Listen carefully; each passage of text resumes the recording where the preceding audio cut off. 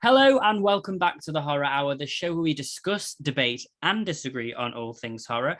I am one of your co-hosts, George, and today I'm joined by my fellow co-host, Stephen. Hello. And Liam. Okay. And today, if you weren't shook enough and haven't already clicked off the video, we are going to be discussing Stranger Things Season 4. Now, obviously, I would be very, very extremely shocked if nobody has watched this because there are going to be spoilers ahead. It's been out for like a week, basically. So pick the pace up, kids, if you haven't. My friend was like, oh, we watched the first episode and then it was too creepy, so we turned it off. I was like, oh, bloody, some people are so wimps. Anyway, I was like, I binged that shit in 10 hours, like back to back. But yeah, so today, of course, we are going to be talking about the new phenomenal Stranger Things Series 4. We're going to talk about some of the plot lines, some of the storylines, what we liked about it, what we maybe didn't like about it, and what we think maybe is coming up in the last two episodes. But I mean, we're going to start off with the obvious question, and that is for both of you, and I'll answer as well. What song is pulling you out of Vecna's grasp? Stephen? Anything Cher. I think that is a 100% pick me up for me. Although I will say this is my favorite Cher song is a bit of like a deep cut. It's this random song she did from the 70s with Meatloaf, who I know is a little controversial, but it's called Dead Ring. I think so. I mean, he said a couple of things. He's not that bad. He's not that bad, but it's called Dead Ringer for Love. It's a duet they did together, and I think it's from like the late 70s. It is so fun. So I think that's my song. I only know that song from there's a TV show over here called Benidorm, and they sang it. Yeah. So I knew it from, and they sang it like a karaoke. A real dead ringer for love. I'm shocked, you guys. Okay, all right. That's it. I wouldn't have known. I knew it. Yeah. Okay. Well then, Liam, George. Go over to you then. What would your song be? WAP.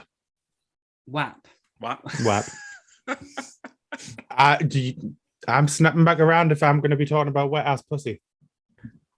That's enough to wake anybody. It really is. Could possibly be woken up by coconuts at the moment because that is my current obsession. So just mainly because I shape my tits. Yeah, get him going. Here's the lyrics. Just clutches his pearls. Let's go. I think mine would be there'd be two songs. It would either be actually there could be three, but no, I wouldn't. No, so it would probably be Seven Wonders by Fleetwood Mac, because every time that song comes on, you best believe I think I'm the supreme in my bedroom dancing around with a veil. I am Misty Day, so that one would probably help. Gotta Go My Own Way from High School Musical 2. What about us? I would be screaming that in Vecna's face. What about everything we've been? And he would probably just murder me or let me go in that point. They're probably those two. Just instant I think kill. They're solid. I do. No notes. I don't have notes. I think the High School Musical one is hilarious and I love it. Thank you. I love this journey for you. Thank you very much. It's the best High School Musical film, and I'll fight anybody that says it's not. But do let us know in the comments below as well what song is going to pull you out of Vecna's, and I'm interested to see, because maybe there's some songs that we might not have heard of that we can go and listen to, or maybe there's not some of the ones that we've just said now you don't know. So go and listen to them and then come back and think if you agree with us or not. But it's all music, it's all personal opinion. So moving on, let's discuss then. I think the best way to do it is to break this down in terms of the storylines that we got. So there were 3.5-ish, I would say, because one breaks into two at some point. Well, but we'll start from then we can talk about the breaking off part. But we have, of course, the Russian storyline. We have the storyline set in California, which is the one that sort of breaks up. I'd say California and Hawkins both sort of disperse in two pieces towards the end, but we'll get into those. But let's start with the Russian plot. So of course this is the plot that comes in episode 2. Is it when they end up going to Russia? 3? I can't remember which episode. 3. Whenever she gets the package. She gets the package So what did we think then? I mean, I got to say I'm a big fan of Murray. So anything he's in, I'm really excited for. I think he's a lot of fun. Him and Winona Ryder, I think have great chemistry. together. So I think they do really great with their scenes. But I will say, it's out of all of them, it's probably my least favorite or interesting. I thought it dragged on a little bit long. I was like, we kept going back to it, and I was like, no, let's keep this pace. Like, I feel like we could have done what I would have done personally, and I'm no filmer or whatever they're called, director. I can't even say. But what I would have done is had, like, in the second episode, okay, let's go to Russia, and had nothing from them until like one full episode, in like episode 6 that was just a Russian episode, and it was all happening in one. That's what I would have done. No, that would have pissed us off even more. Why? I think because that storyline was already so boring. I wouldn't have wanted just a full episode of that. Okay, well, Liam, tell us about your thoughts then. Yeah, like, there's nothing really more for us to say on it apart from I thought it was boring. I did like Murray. I still think Murray's great. But that took a long time to get to Russia. And I didn't have time. I wasn't asked. Like, just let him die. They should never have brought him back. He should have just died. Yeah, I mean, I think David is brilliant, and I do think he's great, but I just think, maybe, I don't know. I think maybe it's just because the other two had so much more interesting points or things going on. That one didn't feel as, I don't know. What about you, Stephen? What do you think about the Russian storyline? No, I tend to agree. I mean, it was definitely my least favorite of the storylines altogether. I think the pacing was odd. I think I kind of agree with you, though, George. I mean, maybe a one episode just in Russia and pack all the action into one might have made it more exciting instead of just getting little nuggets here and there, which really made it feel like it was so stretched out. But then I don't know. I guess we'll have to see what happens in the last 2 episodes for Volume 2, because in my head, I also maybe would have focused more on like the Demogorgon battle royale situation, maybe brought that in a little sooner. But I don't know. Again, I don't know what Volume 2 is going to look like. I don't know what they're building up to, but it just felt so stagnant for so long throughout the season. Yeah, I would probably agree. I think, look, what was great is that I think those actors made it work well, because they are just brilliant, and I really appreciate. They made it palatable. Yeah, exactly. Yeah. But I was thinking, like, oh, we're back in Russia again. I was like, oh god. But no, I did like it. I wasn't like, I wouldn't say, oh, I hated it. There's far worse stuff that's been on. No. It's just out of the main storylines, this one was a little bit weak. And I was also, like, for ages struggling with who the Russian guard was, and I was like, where do I know this person from? And I was like, oh my god, it's the faceless man from Game of Thrones. Yeah. He was really good. I really liked him as well. I thought actually he was one of my favorite parts about that Russian storyline as well. He had a cool mustache. So I mean, I like the climax of like the whole, the big finale of that last episode. Yes. I thought that was phenomenal. Yeah, it just I liked on the plane, and I liked the climax. Yeah, I didn't need the in between parts. Yeah, I mean, I also I did like Hopper's like little monologue about how him and Eleven like kind of matched, and how he thought like the world was out. And I did I liked that kind of got me like, oh, but yeah, it was far and few between. But then again, maybe it's because there was so much going on in the other ones that it kind of didn't gel the way maybe it did. But let us know for you guys in the comments below what you thought about the storylines, and of course let us know below as well where you would rank them in terms of best to worst. Anyone got any final thoughts on the Russian storyline before we move on? No, it's over. Okay, we've passed that time. Let's move on then to California Dreaming on a summer day. The attacker's not here to scold him. Exactly, so I can sing as much as I want. He can comment all he wants in the comments, but it's my time now, bitches. Okay, Stephen, tell me, the Californian storyline, how did we feel about that? I loved it. I would say they did a little bit of a switcheroo on me. Episode 1, I could have sworn we were heading down like a Carrie storyline with her, with 11, with the bullying, and we almost had that moment, right, where she's trying to use her powers and she couldn't. I thought what they did with 11 was great. You know, it's like figuring out who she is without her powers, trying to make friends, trying to have a life for herself. I thought it was very endearing for her. You know, and then of course we, starting off with a massacre was kind of crazy. And then figuring out what actually was, because I think those two plots, like you said, Hawkins and California, they do go hand in hand. And I like the way they structured that. Yeah. Liam? Yeah, I enjoyed this storyline mainly for Argyle. Just a great new addition. Like every time he was on screen, I was howling.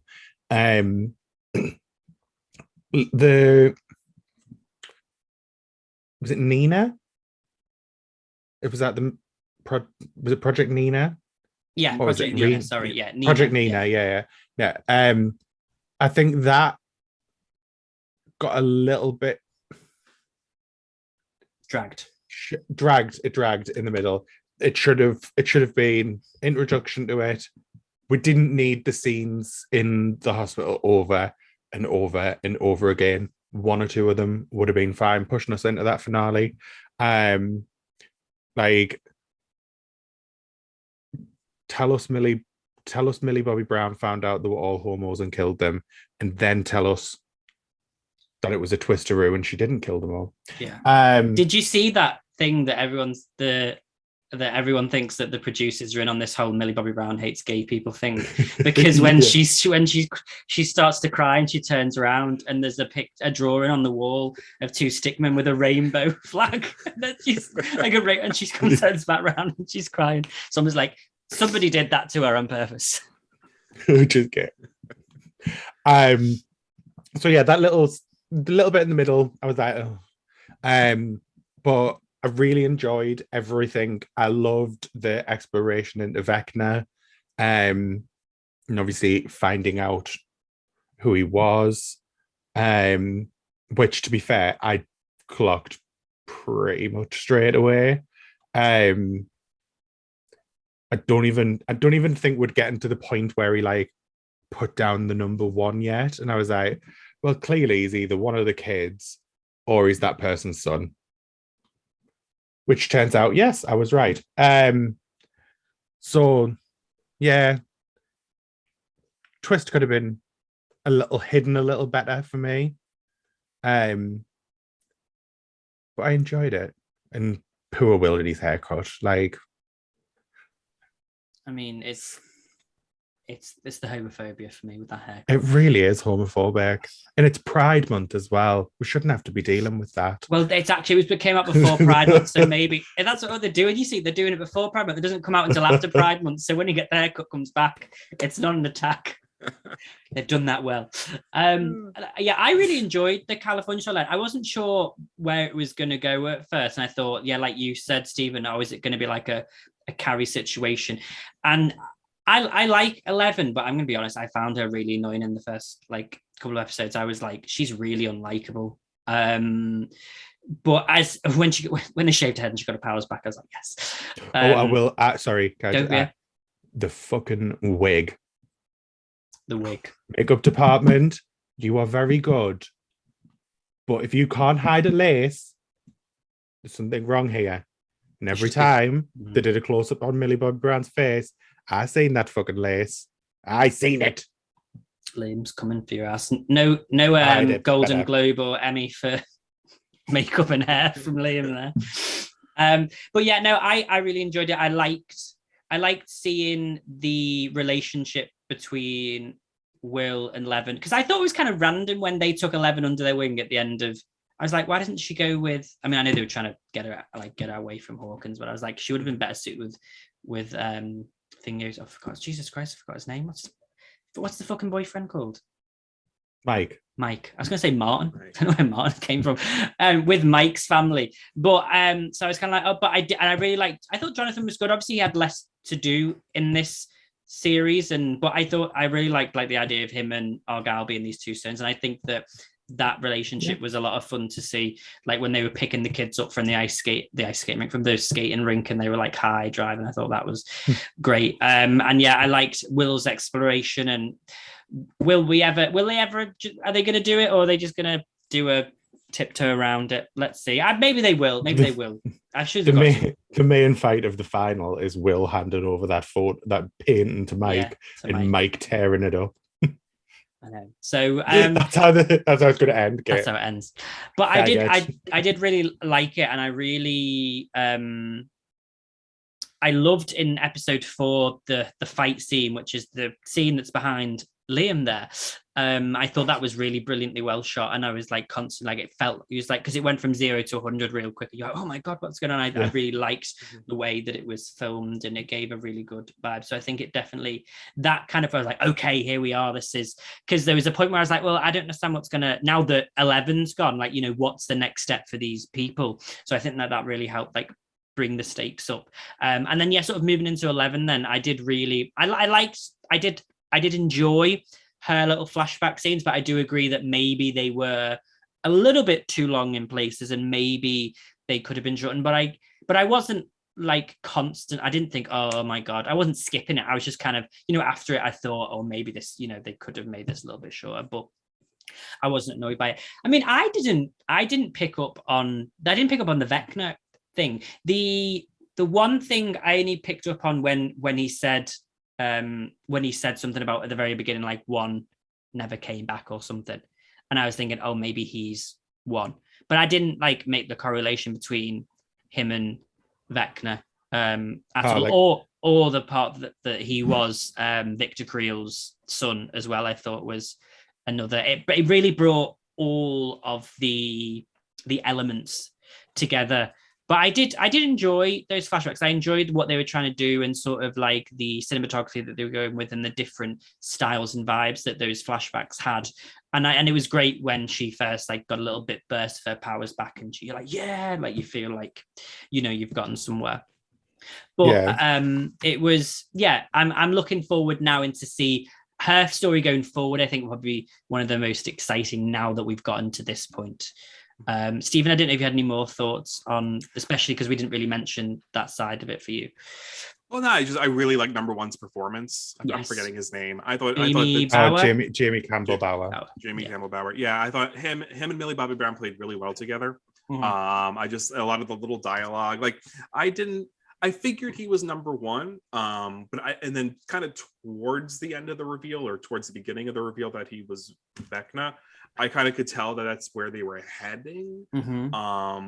But I can't say that I 100% guessed it. Yeah, that's right. And what about the Susie, like the Susie sideline? That when I was really confused by, like, it was like giving Home Alone, 2 by the Dozen 2 vibes. I thought she lived in like a care home or something at first, because I was like, there's just kids everywhere.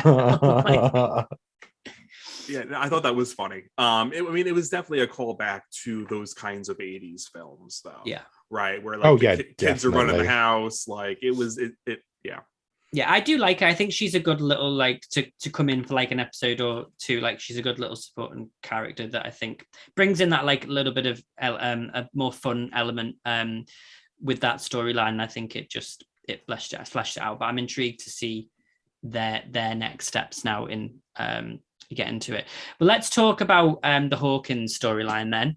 Hawkins, for me. Yeah, I did write it down. I knew I did. You wrote what down? Sorry, I was just caught. Literally, like, as soon as he walked on screen, I went, also clearly Jamie Campbell. So clearly Jamie Campbell Bower is the demon. Some connection to it. Yeah, he's Creed's son. That's literally what I wrote. Well, there we go. Well, talking then, Hawkins. I mean, for me, I loved, this was my favorite one. I mean, I'm a huge fan of Max and Sadie singing, so her storyline, episode 4, Dear Billy, was just amazing. I loved it very much, and she was just phenomenal. But all the cast were. But I do think, Sadie Singh aside, I do think I preferred spending time with the older kids, or adults if they're adults now, rather than the younger gang, apart from Max. I just thought that they had really great chemistry. Eddie was another brilliant addition to this series. I think Strange Things has done this really well when they've added new characters each season. You haven't been like, oh, it's a new, like they've fitted in, gelled perfectly. Yeah. So Eddie was fantastic. And I really loved him and Robin and Steve and Nancy. I thought they were brilliant together. What about you guys then?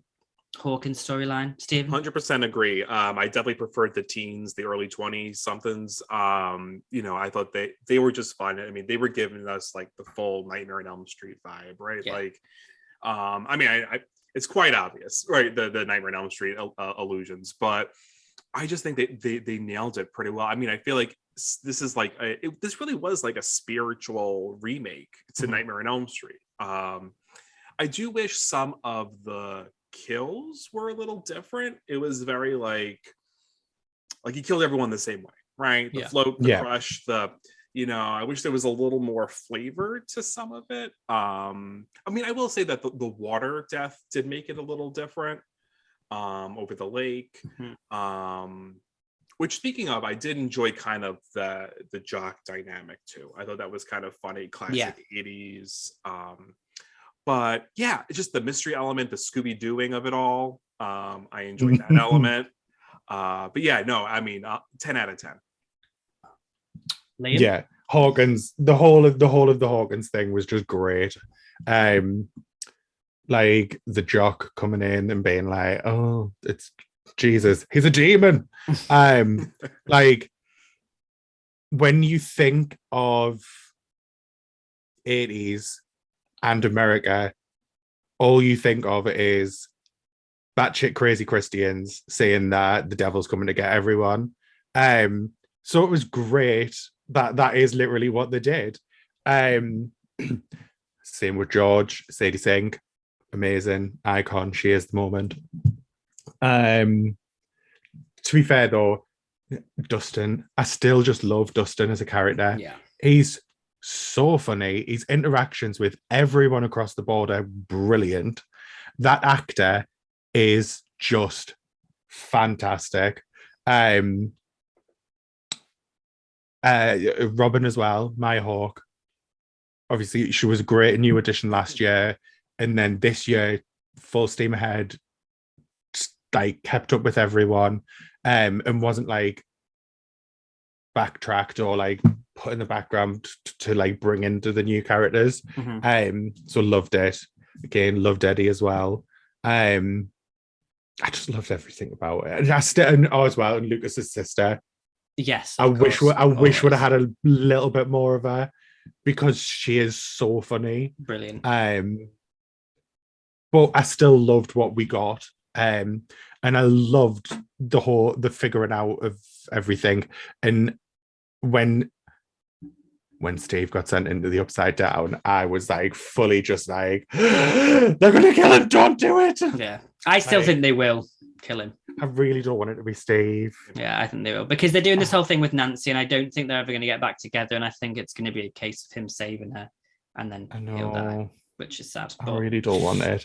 Like, oh, I know it's sad, but fingers crossed. And also, quick shout out, because we are the horror hour, to the iconic Robert Englund, who I hope he comes back for another episode or something, because I was like, bitch, you wasted him in that, but he did a perfect job. He did what he needed to do in that scene. I really just wish that like he'd have said, like they'd have told him their names and then he could have gone, hello Nancy, because I would have been like, they missed us. I wanted them to do that, but they didn't. But he was still brilliant in that scene, and maybe we'll see him again. I don't know, maybe he'll come back in a little cameo, but he was brilliant. I want to ask you then real quick, out of 10, what are we giving this series? Stephen? 9. Liam? 10. Okay. Yeah, I'd probably say 9.5, to be fair. Like this, I think this is the best series yet of this show.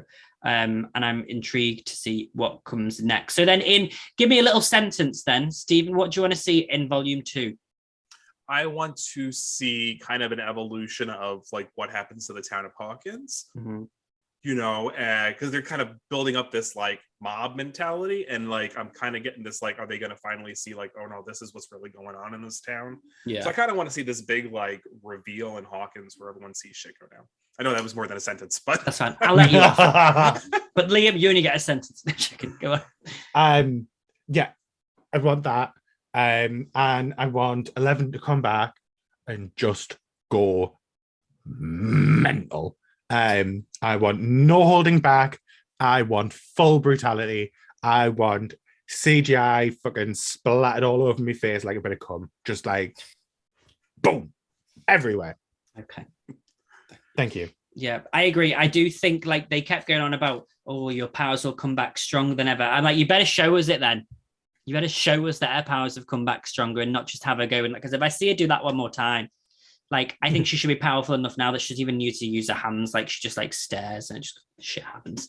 So yeah, I want to see that. I want to see a big, I mean, 2 hours and 40 minutes is the finale, isn't it? I mean, that's in the last episode. It's insane. Yeah, it's a whole movie. Yeah. So I can't wait to see that. And I want to see everyone come together.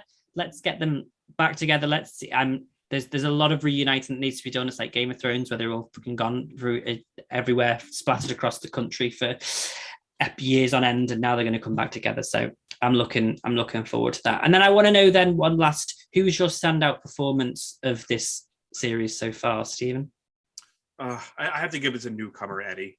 I really loved him this season. Yeah. 100%. Okay. Liam? Only because I know who you're going to pick. I'm going to go with Jamie Campbell Bower. That's because I've got the power. No, yeah, and obviously I'm gonna go with Sadie Sink and Max. I think she did a brilliant job, and I'm looking forward to see. But all of them, all these people that we named, I do agree. If I had to like pick like 3 people, these would probably be the 3 that I picked. So I definitely agree. I think it's going to be really exciting, and I can't believe we've got to wait like a month now, nearly less than a month, like 30 days. I don't know. So let's just count down. But do let us know in the comments below what you thought of this series. What was your favorite storyline? Who's your favorite character? What do you want to see in the finale? What do you want to see in series 5 going forward? Just tell us everything, because we're nosy bastards. So do let us know in the comments below. And as always, if you haven't already, please do not forget to like, share, comment, and subscribe. And just do everything like that. You can follow us on Instagram and Twitter. We are at The Horror Hour TV. You can also get our merch, which is down below.